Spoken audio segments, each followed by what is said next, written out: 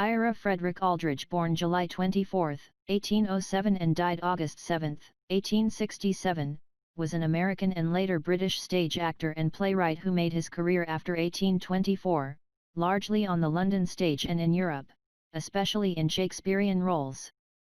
Born in New York City, Aldridge is the only actor of African American descent among the 33 actors of the English stage honored with bronze plaques at the Shakespeare Memorial Theatre at Stratford-upon-Avon. He was especially popular in Prussia and Russia, where he received top honors from heads of state. At the time of his sudden death, while on tour in Poland, he was arranging a triumphant return to America, with a planned 100-show tour to the United States. He was married twice, once to an English woman, once to a Swedish woman, and had a family in England. Two of his daughters became professional opera singers. Aldridge was born in New York City to Reverend Daniel and Lurana, also spelled Lurona, Aldridge on July 24, 1807.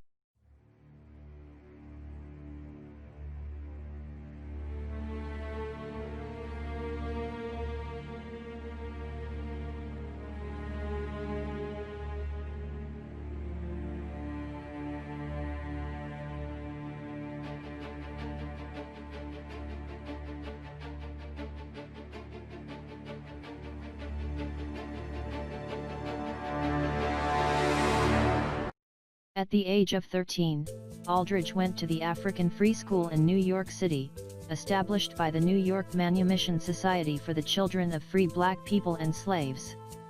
They were given a classical education, with the study of English grammar, writing, mathematics, geography, and astronomy. His classmates at the African Free School included Charles L. Reason, George T. Downing, and Henry Highland Garnet. His early exposure to theater included viewing plays from the high balcony of the Park Theater, New York's leading theater of the time, and seeing productions of Shakespeare's plays at the African Grove Theater. Aldridge's first professional acting experience was in the early 1820s with the African Company, a group founded and managed by William Henry Brown and James Hewlett. In 1821, the group built the African Grove Theater, the first resident African-American theater in the United States. The short-lived company was the subject of protests by neighbors, thuggery attacks by a competitor, and racist parody by the Sheriff of New York, who was also a newspaper publisher, making it clear that Aldridge's career prospects in America were dim. Aldridge made his acting debut as Rolla, a Peruvian character in Richard Brinsley Sheridan's Pizarro. He may have also played the male lead in Romeo and Juliet, as reported later in an 1860 memoir by his schoolfellow, Dr. James McCune Smith. Confronted with the persistent discrimination which black actors had to endure in the United States, Aldridge emigrated to Liverpool, England, in 1824 with actor James Wallach. During this time the Industrial Revolution had begun, bringing about radical economic change that helped expand the development of theatres.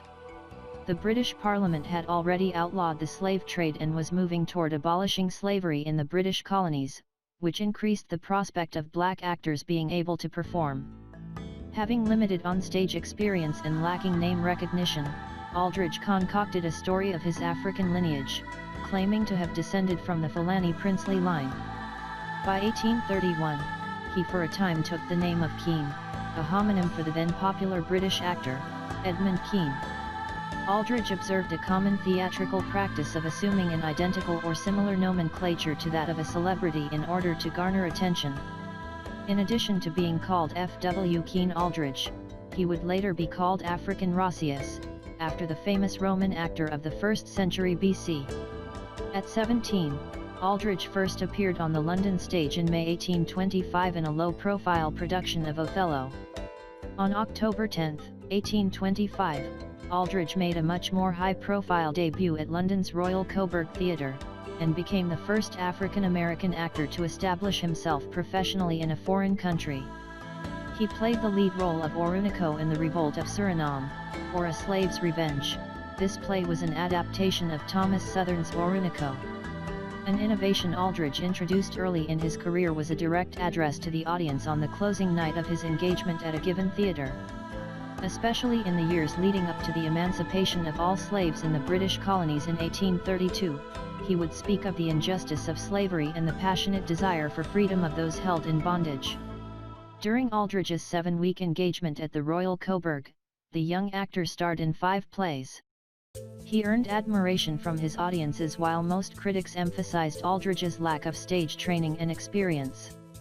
According to modern critics Errol Hill and James Vernon Hatch, early reviews were mixed. For the times he was baker-kneed and narrow-chested with lips so shaped that it is utterly impossible for him to pronounce English.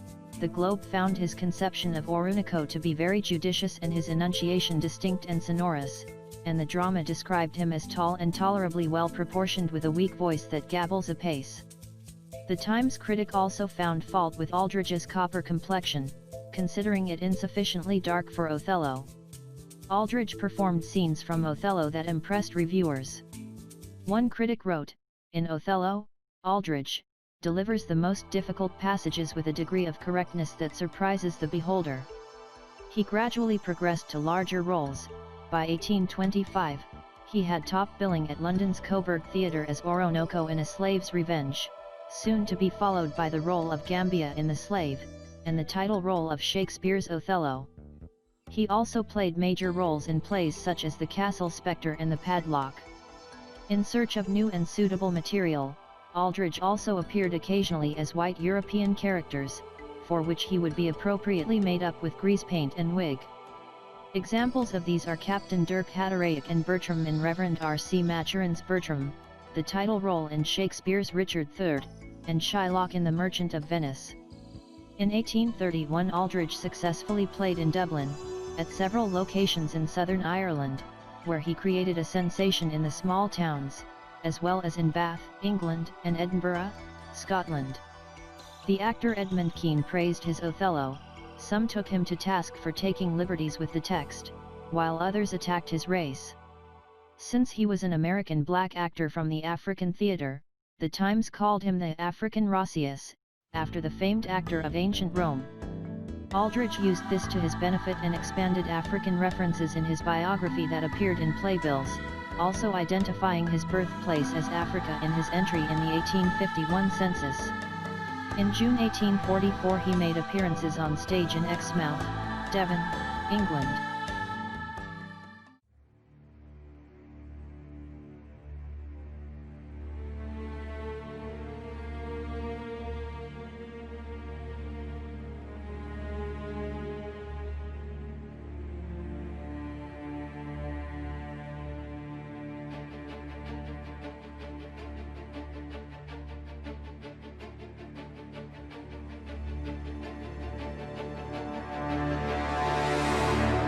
By at least 1848, he had added the anti-heroic role of Zonga in Edward Young's The Revenge to his repertoire. The Revenge takes place in 1721, and Race flips the plot of Othello by showing how Zonga, a captured Moorish prince who has become the servant and confidant of the noble Don Alonso, vengefully tricks him into believing his wife is unfaithful. Alonso finally kills himself and Zonga exults, "Let Europe and her pallid sons go weep. Let Africa and her 100 thrones rejoice. Oh, my dear countrymen, look down and see how I bestride your prostrate conqueror." An illustrated review of this performance at the Surrey Theatre shows Aldridge triumphing over Alonso, dressed in flowing Moorish robes, which, according to the critic, reminds one of the portraits of Abdel-Kader. The same reviewer praised Aldridge's comic talents in the contrasting role of Mungo, in the Bickerstaff farce The Padlock, describing them as a refreshing corrective to current stereotypical blackface representation, differing entirely from the Ethiopian absurdities we have been taught to look upon as correct portraitures. His total abandon is very amusing. Aldridge first toured to continental Europe in 1852, with successes in Germany, where he was presented to the Duchess of Saxe-Coburg-Gotha, and performed for Frederick William IV of Prussia. He also performed in Budapest. An 1858 tour took him to Serbia and to Imperial Russia, where he became acquainted with Count Fyodor Tolstoy, Mikhail Shchepkin, and the Ukrainian poet and artist Taras Shevchenko, who did his portrait in pastel. Now of an appropriate age, about this time, he played the title role of King Lear, in England, for the first time. He purchased some property in England, toured Russia again, and applied for British citizenship. Shortly before his death he was apparently ready to return to America to perform. It was reported that Aldridge had negotiated a 100-show tour throughout the post-Civil War United States. In its obituary of Aldridge, the New York Times stated he had been booked to appear in the city's Academy of Music in September, but death has prevented the fulfillment of his intention. Soon after going to England, in 1824 Aldridge married Margaret Gill, an English woman. They were married for 40 years until her death in 1864. Aldridge's first son, Ira Daniel, was born in May 1847. The identity of his mother is unknown, but it could not have been Margaret Aldridge, who was 49 years old and had been in ill health for years. She raised Ira Daniel as her own. They shared a loving relationship until her death. He emigrated to Australia in February 1867. Aldridge bought 5 Hamlet Road in the prosperous suburbs of Upper Norwood, London, shortly before becoming a naturalised British citizen in 1863. It was where his wife, Margaret, and later his second wife, Amanda, brought up his children. He named the house Lurana Villa in memory of his mother. It now bears his English heritage blue plaque. A year after Margaret's death, on April 20, 1865, Aldridge married his mistress, the self-styled Swedish Countess Amanda von Brandt. They had 4 children, Irene Lurana, Ira Frederick, and Amanda Aldridge, who all went on to musical careers, the 2 girls as opera singers. Their daughter Rachel Frederica was born shortly after Aldridge's death and died in infancy. Brandt died in 1915 and is buried at Highgate Woods, London. Aldridge spent most of his final years with his family in Russia and continental Europe, interspersed with occasional visits to England.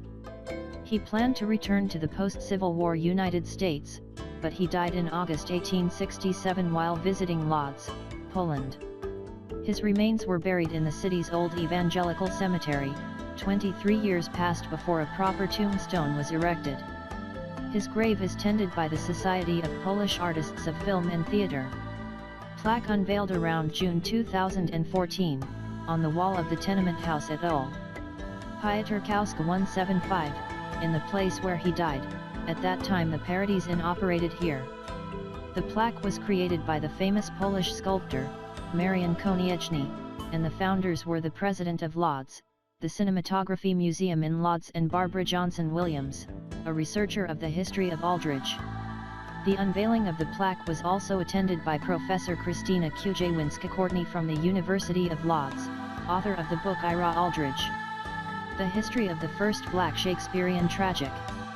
A half-length portrait of 1826 by James Northcote shows Aldridge dressed for the role of Othello, but in a relatively undramatic portrait pose, is on display at the Manchester Art Gallery, in the Manchester section.